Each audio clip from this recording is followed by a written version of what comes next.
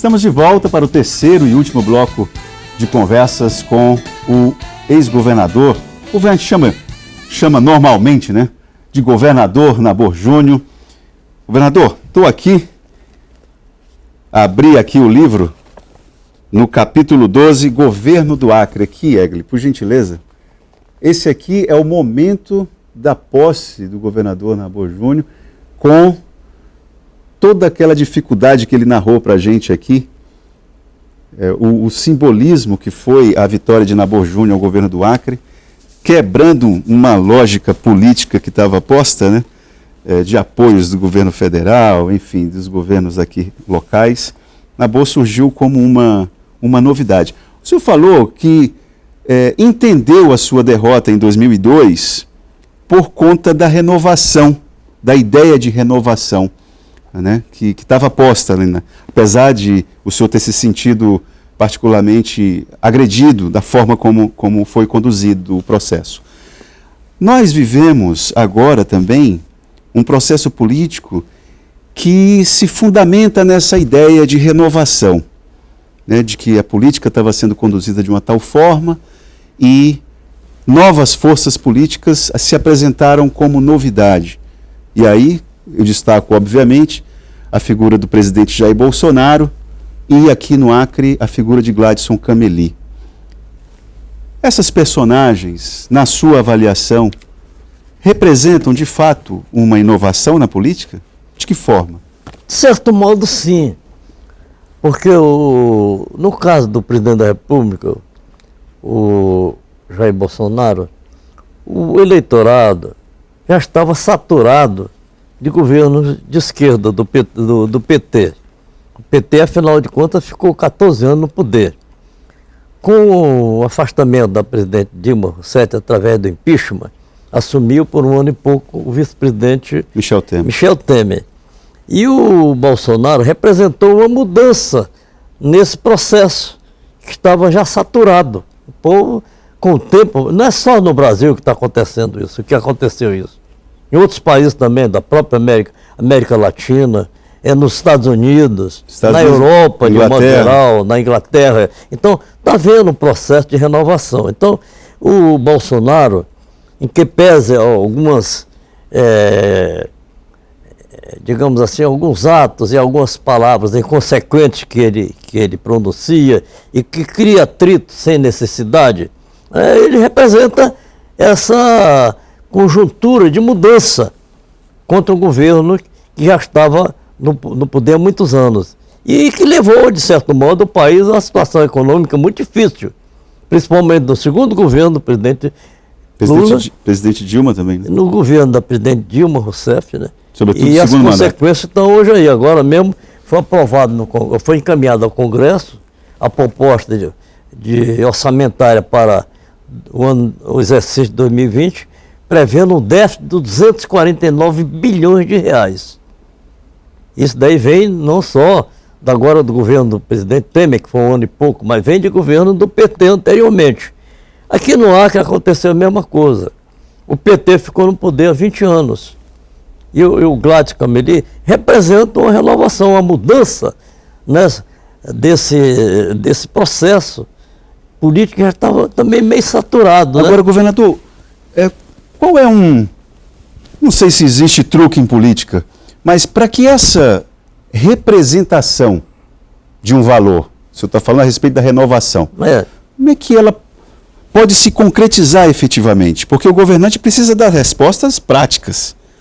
Precisa dar respostas. As pessoas precisam de coisas concretas.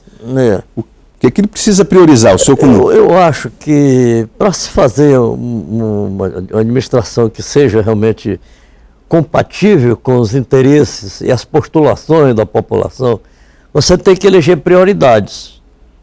Na minha época, por exemplo, eu elegi prioridade da austeridade fiscal. Porque o Estado, naquela época, na época que eu fui governador, a receita estadual não representava nem 20% da receita global. 80% vinha do Fundo de Participação do Estado. O que se gastava aqui no Acre, 20% da receita estadual. E eu contei inicialmente com a má vontade do presidente do governo federal, João Figueiredo, que eu fui com ele 2 audiências. João Batista de Oliveira. João Batista Figueiredo, ele nunca me atendeu em nada, eu contava com a má vontade dele. Então, você tinha que eleger prioridades. Aliás, quando ele veio aqui, xingou o Acre.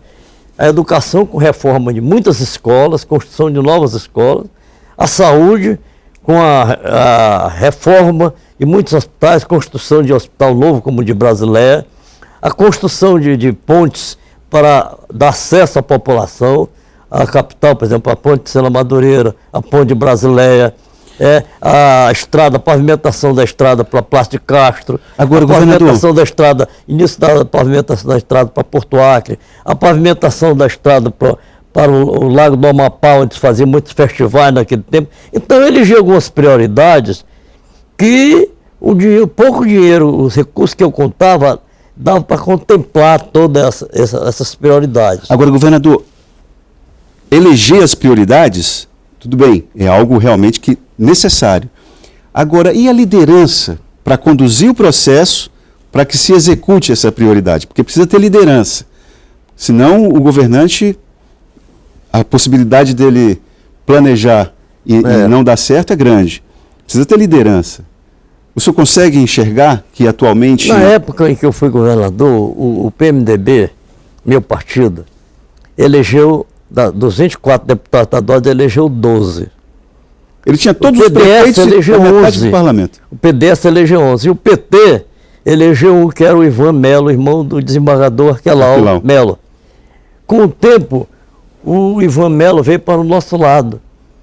Que nós ficamos então com 13. E posteriormente veio o Hermelino Brasileiro, que era do PDS, também passou a nos apoiar. E nós contávamos então com maioria na Assembleia. Não que eu tivesse dado nomeações ou feito favores pessoais, é porque eles viram o trabalho que a gente desenvolvia. Pois é, eles viram a sua postura, não foi? E outra coisa, negociava sempre com a Assembleia. Não mandava nenhum projeto para a Assembleia, digamos, que importasse em despesa ou que fosse gerar alguma divergência lá, que não tivesse um entendimento prévio com os deputados. E o que se combinava se cumpria? Chamavam os deputados no Palácio, os deputados da situação, os deputados da oposição, e nós discutimos os projetos lá. Por exemplo, teve uma época que um senador lá de Sergipe, chamado Passo Porto, apresentou uma emenda lá, que foi aprovada, a emenda da Constituição, aumentando o fundo de participação dos estados. E com isso gerou um superávit orçamentário para nós do Acre, para os outros estados da federação. Um dinheiro a mais. Dinheiro a mais. Então, para poder aplicar esse dinheiro dessa arrecadação extraordinária, eu tive uma reunião com os deputados da situação e da oposição. Onde é que nós vamos aplicar isso?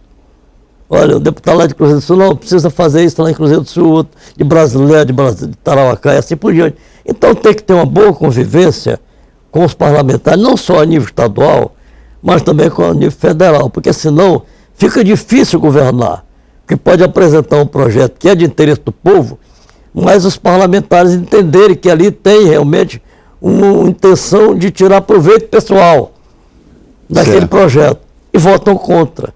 Então, há necessidade de uma união e um perfeito entrosamento e, sobretudo, uma negociação política com os parlamentares a nível estadual e a nível federal, para que se possa obter realmente muito sucesso na administração pública. Quando o senhor fala a respeito de negociação política, tem gente que não entende direito o que o senhor está falando. Tem gente que acha que é o toma lá da cá. Não é disso que o senhor está falando, não é? Não, toma lá e da cá, eu até admito, por exemplo, na minha época, que havia muitas repartições do governo que tinham representações nos municípios. Né? Tinha a Eletroacre, tinha a Cagiacre, tinha a Sanacre, então tinha o Banco do Estado. Então essas empresas todas que tinham realmente que mudar a gerência deles lá, faziam-se as acomodações. Fazia um entendimento com os deputados locais para o preenchimento dessa vaga. Isso não é tomar lá e dar cá. Isso daí é um processo de mudança tradicional que se justifica perfeitamente na administração municipal, estadual, federal. Por exemplo, você assume o governo da República, ou o governo do Estado, ou o governo municipal, você não vai ter que mudar o secretário, Tem que mudar os secretários, os ministros, né? Secretários estaduais, municipais, os ministros de Estado. Então, os órgãos que estão relacionados a essa secretaria de obras, Secretaria de Educação, Secretaria de Saúde, você pode até permitir que haja uma negociação para a indicação desse cargo. Mas não que isso represente, por exemplo, uma moeda de troca. Certo. Uma moeda de troca. Porque tem que haver um entendimento de que está procurando fazer o melhor para atender as necessidades da população. E algumas vezes, até quando não dá certo, os administradores não dão certo, você não está na obrigação de substituí-los. Claro. Governador, o senhor falou a respeito do Banco do Estado do Acre, o Banacre. O senhor acredita, boa parte das dificuldades que o Acre enfrenta hoje, a falência do Banco do Estado do Acre, se nós tivéssemos o Banacre, se o Banacre não tivesse sido tão mal administrado, o senhor acredita que a nossa situação estaria menos pior? Olha, o Banacre, ele foi criado, inclusive, na época que eu fui deputado estadual. Porque nós, além de sermos os primeiros constituintes na Assembleia, eu sou subscritor de 3 ou 4 constituições estaduais. Nós criamos, na época da primeira Constituição, a Lei Orgânica do Estado, de Organização Administrativa do Estado, a Lei da Magistratura, o Código do Ministério Público, a criação do Banco do Estado e assim por diante. Então o Banco do Estado foi criado e o primeiro presidente do Banco do Estado era até de Tarauacá, da família Calixto. E ele era funcionário do Banco da Amazônia, tinha sido gerente de uma das grandes agências do Banco da Amazônia e foi nomeado pelo governador Zé Augusto, presidente do Banco do Estado. Com o tempo, o Banco do Estado tinha agências em todos os municípios, inclusive municípios como o Neo Urbano, que eu acho que hoje não tem nenhuma agência bancária lá, Assis Brasil, e outros municípios distantes, isolados, como Manso Lima. Sim, até fora do estado do Acre. Lá no Alto Juruá, Marechal Tomaturco, Porto Walter. O Banco do Estado tinha agência em todos esses estados, no Jordão, e se pagava o funcionalismo, fazia transações comerciais, os depositantes, os comerciantes faziam movimentação de conta, empréstimo. Com a falência do Banco do Estado, por má administração, eu, na época que eu fui governador, o Banco do Estado dava muito lucro. Pois é. Dava muito lucro e até pagava imposto de renda muito alto por conta do lucro que ele tinha. Eu até falei para o Osmi Lima, que era o presidente do Banco do Estado, Osmi, esse lucro que o Banco do Estado está tendo, como o maior acionista é o Estado, deve ser aplicado esse dinheiro na assistência à população do interior, criando novas agências, ajudando outras instituições. Fomentando o crédito agrícola. Fomentando o crédito, etc. Então, depois começaram a utilizar politicamente o Banco do Estado. E eu não quero citar qual foi o governo que começou essa debacle do Banco do Estado. Mas depois de mim e do Flaviano, o Banco do Estado começou a ser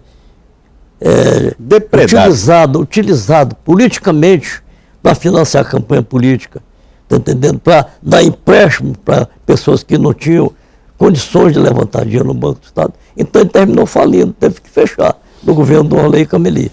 Governador, nós já estamos terminando a nossa conversa e eu estou aqui, vou repetir aqui, mostrar de novo o livro Uma Vida Dedicada ao Acre, Minhas Memórias. Esse livro está sendo lançado pelo governador Nabor Júnior em Tarauacá, primeiramente. Vai ser na quarta-feira, é isso, governador? Em Tarauacá?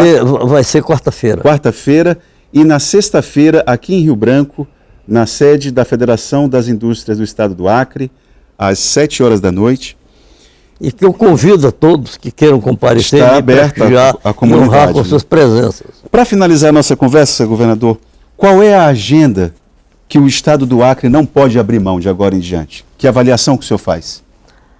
A agenda principal que o governo tem que se preocupar, principalmente com assistência médica hospitalar à população. Saúde seria a prioridade? Saúde, porque o governo não é só aqui não, em Brasília também, em outro estado da federação. Porque hoje, com os planos de saúde, a população de classe média e classe alta tem os seus planos de saúde e pode recorrer à assistência médica hospitalar através dos planos. Agora a história aqui é outra, né? Mas aqueles que não podem pagar plano de saúde, vai se valer de quê? Da rede Pública. Rede pública. Isso daí é que afeta. Hoje eu tive, por exemplo, um encontro aqui na sede do PMDB com o pessoal e vi um rapaz lá de Tarauacá, que é irmão do ex-prefeito Esperidião Júnior, e ele foi vereador lá.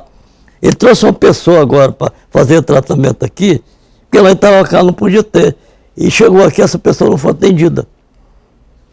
Não teve condições de ser atendida aqui pela rede pública. E essa é uma história então, que você saúde, tudo, em primeiro lugar. A educação não pode deixar de também ter a sua prioridade, né?